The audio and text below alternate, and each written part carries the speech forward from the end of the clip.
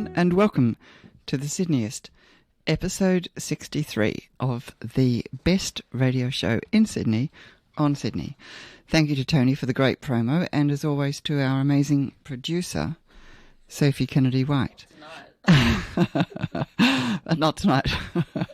I'm Elizabeth Farrelly, and we're broadcasting from the Alan Slate studio in the basement of Eastside Radio on 89.7 FM or streaming on eastsidefm.org.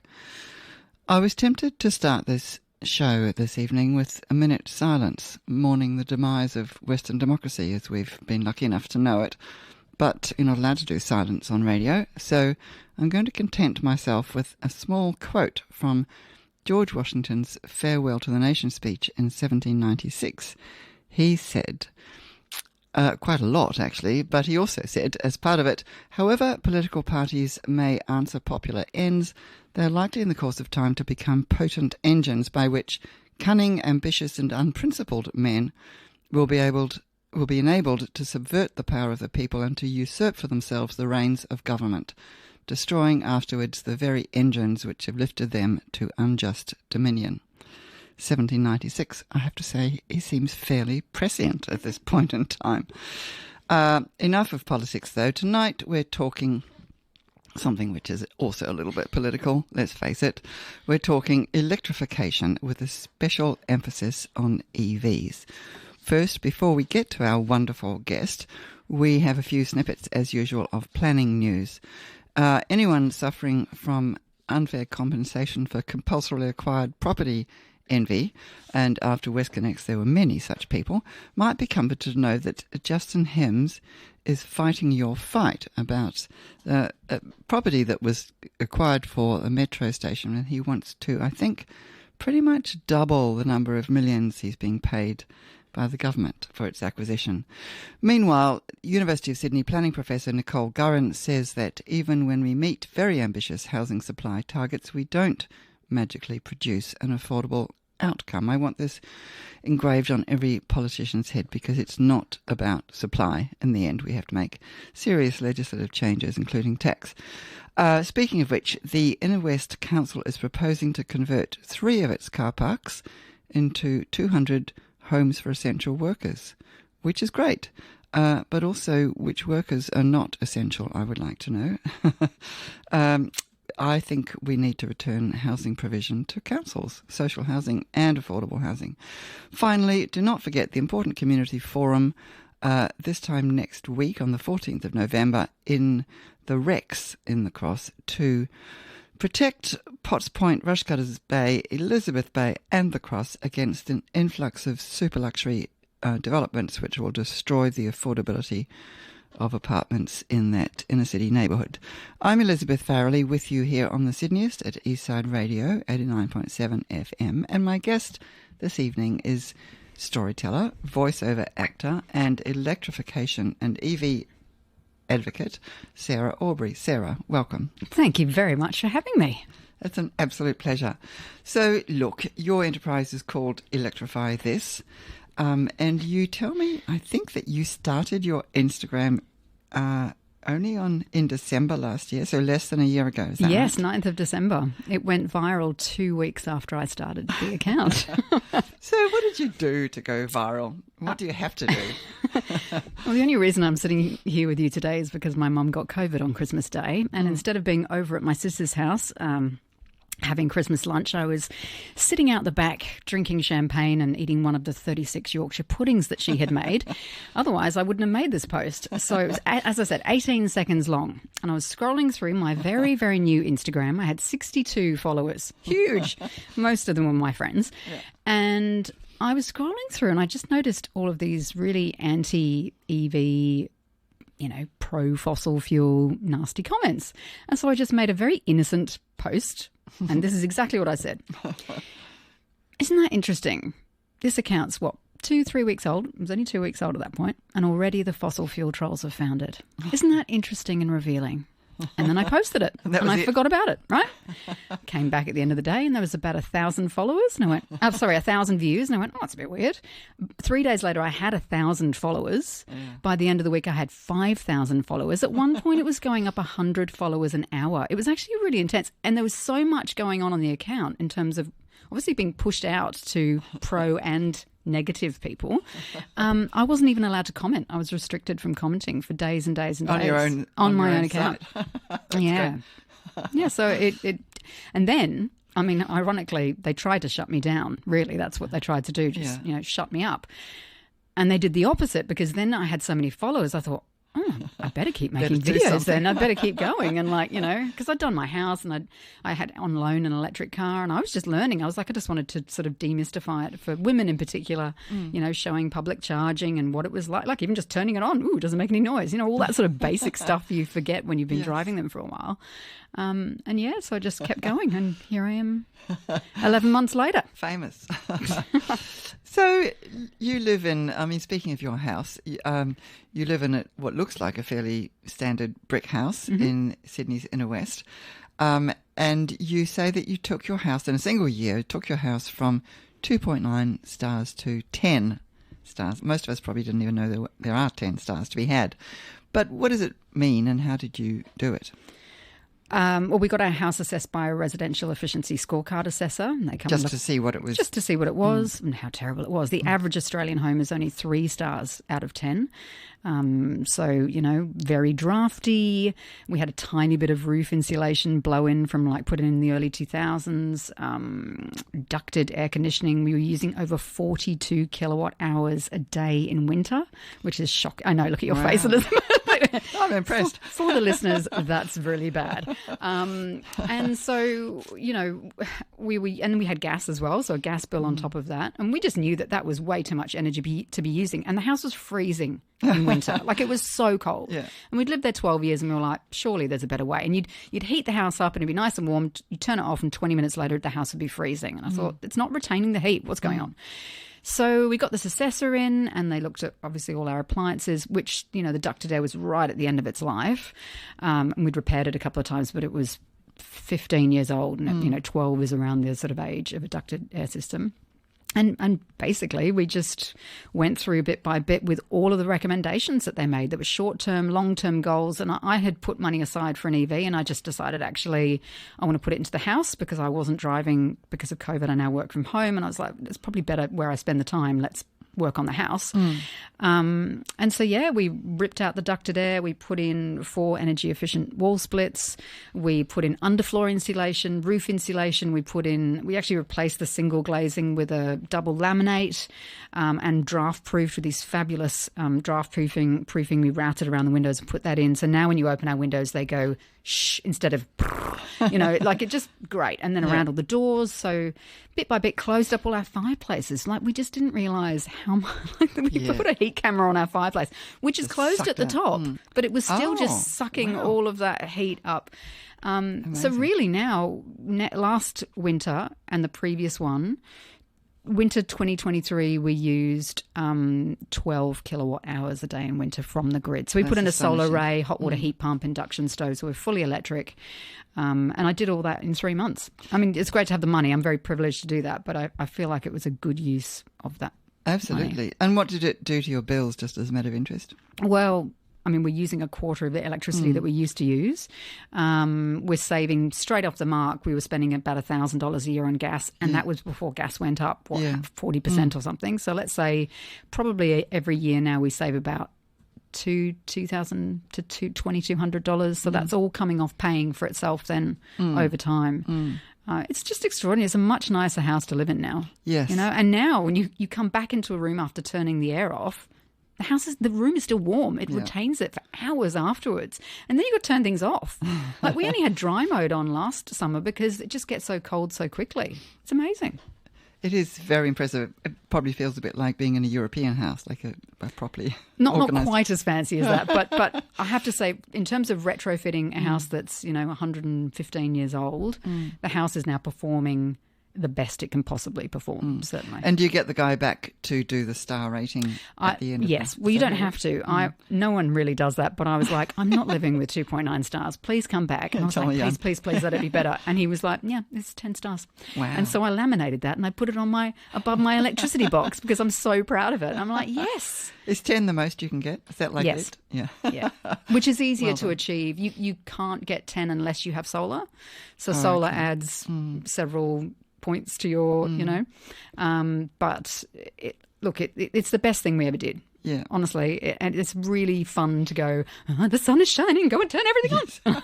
It's just really great. Yes, I know that feeling. I have an off-grid little farm thing, and it's kind of, oh, this is so cool. Let's do something. Let's use some electricity let's charge all our devices. Yeah.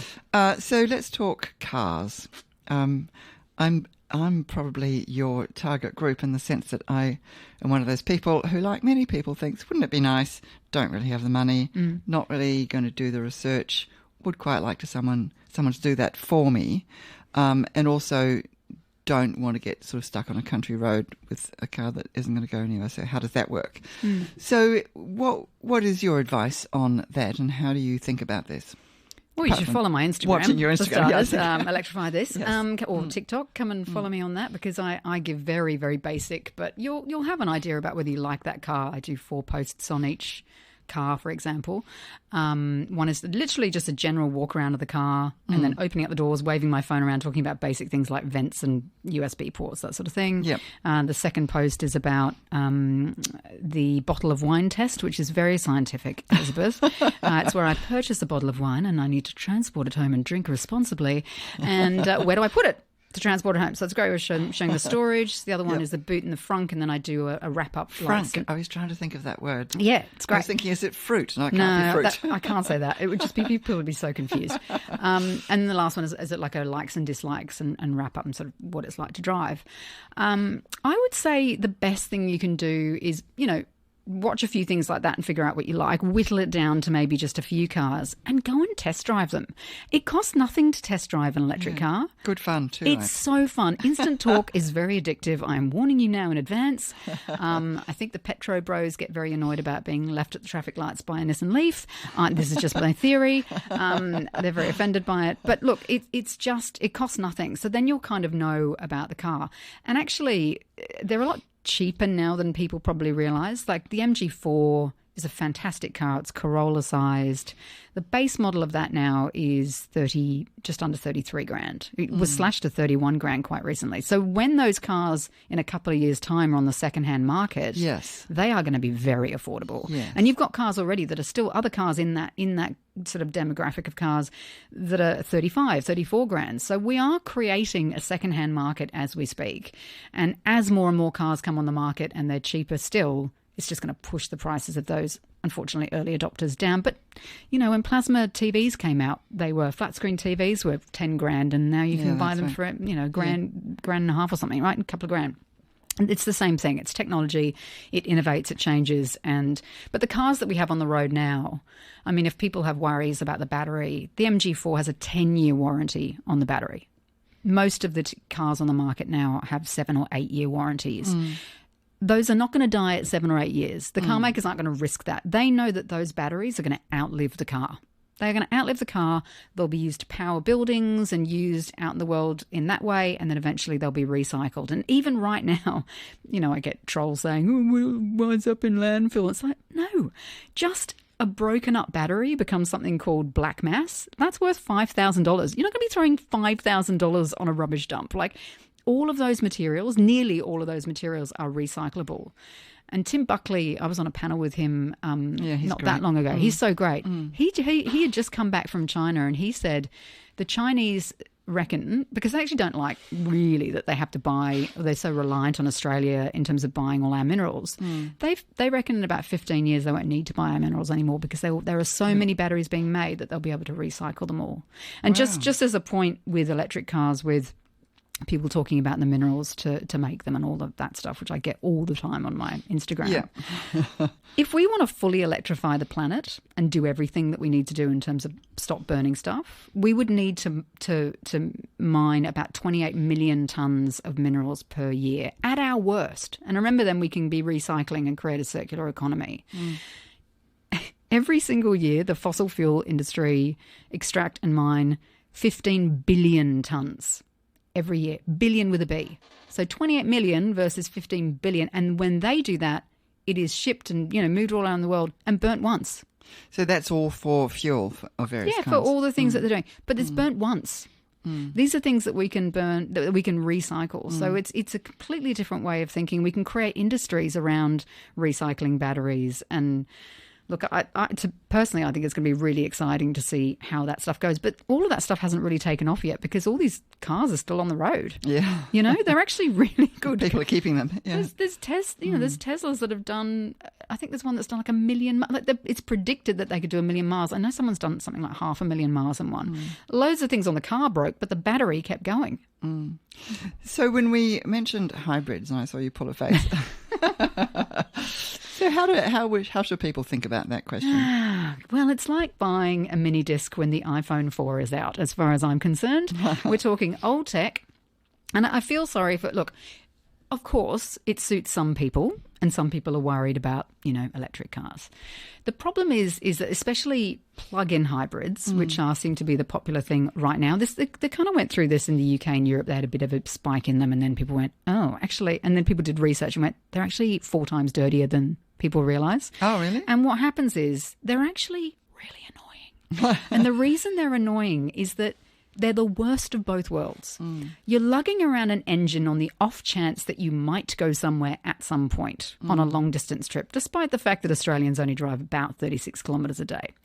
And you're carrying this battery around and using this battery, which is so small and annoying, you have to plug it in every day or every second day. And then people think, oh, electric cars are really annoying. You don't have to do that with an EV. You probably do once a week, once a fortnight, once every 3 weeks. So, and then you've got the servicing costs associated with that, which are really, so you've got to service the petrol engine and you also have to service the battery side of it. I mean, car makers love them for that reason because it's all about parts. They lose out with servicing with electric cars, so it suits them to a T. Plus also people are excited about hybrids right now because what are you seeing ads for on TV? Who are the big advertisers in Australia? They're the Japanese car makers. They don't have EVs. All they have is this 30-year-old tech, 30-year-old tech, and it's all they have. And in fact, it's so ancient, the battery tech in the Toyotas and all these Japanese car makers. Toyota's actually going to be using BYD's hybrid tech in their next cars because it's so much more advanced even than theirs. And you want to know what the most likely car to catch fire is? A hybrid. Because you've got 2 different technologies. They're actually the most likely to catch fire. Is that right? I mean, a petrol or diesel car is anywhere at least 20 times more likely to catch fire than an electric car. And much worse and if hybrids it does, are I worse. suppose. It is worse, but there's so much training going on with how to put them out quickly. Like there's a myth around how long they really are doing amazing things. They can put them out now quite quickly. And they're so rare. So, there's certain interests out there that promote this there's a lot of money at stake. There's deep pockets funding this disinformation or misinformation because if you sow doubt, it's, FUD, fear, uncertainty, doubt. If you fuel that, people go, oh, maybe I will buy hybrid. And you know what you're going to keep doing? You're still going to be burning fossil fuels because they are. I'm sorry to disappoint people. They might put the word E or EV in the title of the car. You have bought a petrol car. You've been lied to and cheated, and you're going to be annoyed. And you know what happens? People don't bother plugging them in because it's too annoying and they get sick of it. So they wind up just driving around the petrol part of their car. I could talk all day about that, but I'll stop. We have learnt a new acronym, FUD, and this is a moment for a music break. A moment. In the street there is violence. And lots of work to be done. No place to hang out your machine. Can't blame it all on the sun. We're gonna rock down to Electric Avenue, and then we'll take it higher. We're gonna rock down to Electric Avenue, and then we'll take it higher.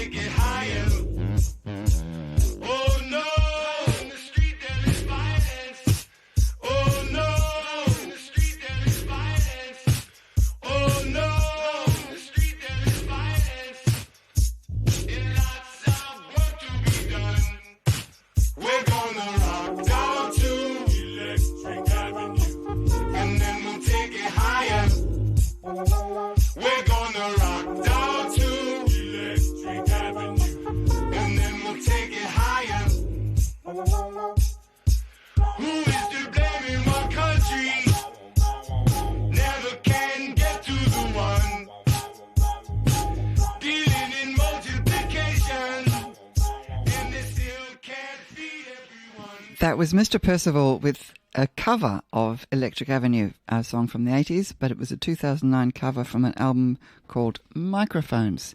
And we played that specially for Yone in the show that's coming up soon. I'm Elizabeth Farrelly with you on the Sydneyist at Eastside Radio on 89.7 FM. And I'm speaking with electrification advocate, it's way too many syllables, Sarah Aubrey, about EVs. And we're going to start talking now about how green they are, really. I was very entertained, Sarah, by your little video about the Mini Cooper 2024 electric Mini Cooper SE, which clearly you loved driving. And that was very charming. But you also said, and I was surprised by this, and I quote, "I think one day soon we're going to have electric cars that are less carbon intensive than petrol and diesel cars." And I'm thinking, why are we even doing this if they're not less carbon intensive? So what's the story with that? Nearly every day I get a quote, a comment from people saying EVs are bad for the environment because it is true. Electric cars use more resources and are more carbon intensive than petrol and diesel cars in the manufacturing. Okay.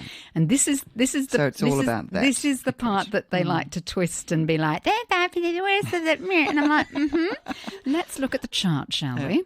Let's have some happy learning.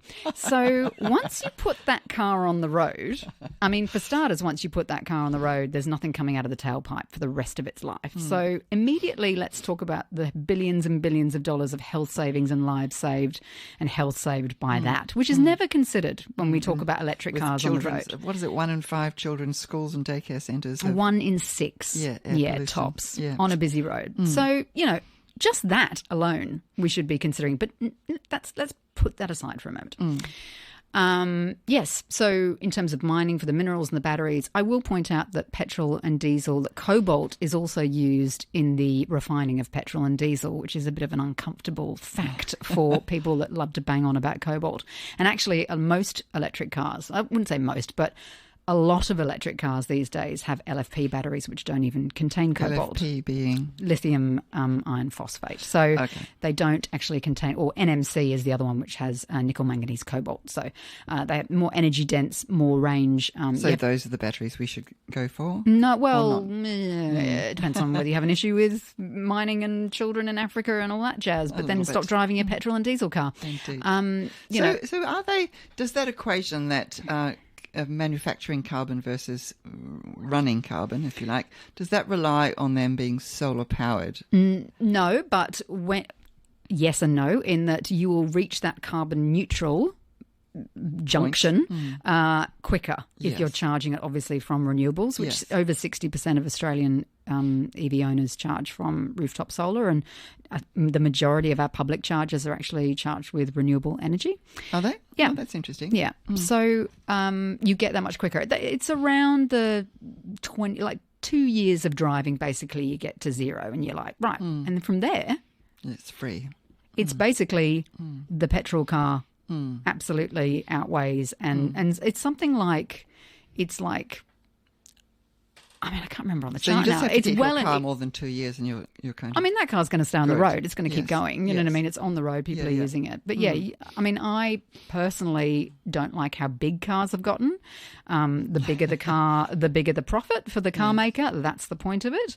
I would like to see smaller, lighter electric cars. People are very obsessed with range, which I don't think they necessarily need to be if they're mostly just doing city driving. If you're doing long range drives, fine. But I just think we unnecessarily are buying things that we don't need in terms of size. So how does Sydney stack up in the charging question? How easy or difficult is it for people to find a charger when they need one? The majority of people at this point who own electric cars, about 80% of owners charge at home. Yeah. So yes, in the inner city. So you install a charger for that purpose, or you can just... Yeah, a lot of, to be perfectly honest, most people just charge into a regular PowerPoint. You're topping up. You never go from zero. People have this idea of going, oh, it'll take all these hours to charge. And you get down to say 40%, you just plug it in and it'll be full for the night, or up to 80%. Like, you don't need to worry too much about that. I mean, people do put dedicated chargers in. So a 10 amp regular power point will give you about 10 kilometres an hour. So you can kind of go, okay, well, I'll add, plug it in overnight, or I'll, if you've got solar on the weekend, plug it in. But a 15 amp power point, which is sort of a nice little sort of booster, will give you about, 15 to about 18 to 20, depending on the car, kilometres an hour. Sort of 10 to 12 on a regular power point. And then if you put in a 7 kilowatt charger, it's going to give you about 40 kilometres an hour. And if you've got a car with 11 kilowatt AC charging and you pop down the supermarket and it's, those free 22 kilowatt chargers, you probably get about 60 kilometres an hour. So you could fill up. Free, are they? Some of them are still free. Wow. We like that. We won't tell you where they are. I have to, I can't end this conversation without mentioning our beloved Blackadder, who's a surprise antagonist in this conversation. Right. Rowan Atkinson. Right, yes. Rowan Atkinson, the wonderful, who has a degree in electronic engineering and another one in control systems. From the 1970s, but sure. Yep. Rude. Well, he was widely debunked, but sure. For that article in the Guardian. He wrote an article in the Guardian. He did. And you know what? The one that was the response to that, nobody read. They just read that article, didn't they?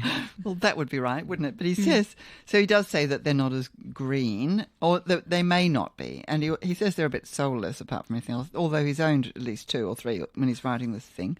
But he's probably got about 17 other cars, including a Aston Martin. You mean it doesn't go vroom vroom, Rowan? Oh dear. Well, I'll tell you right now that might be what he meant by soul. I'll tell you now. I just handed back the Ioniq 5N, which is a performance car, which you can make go vroom, few different variants of turn vroom vroom. It even burbles and pops. Yeah, you turn it on and you actually turn it. Yeah. You press the there are girls who like that too.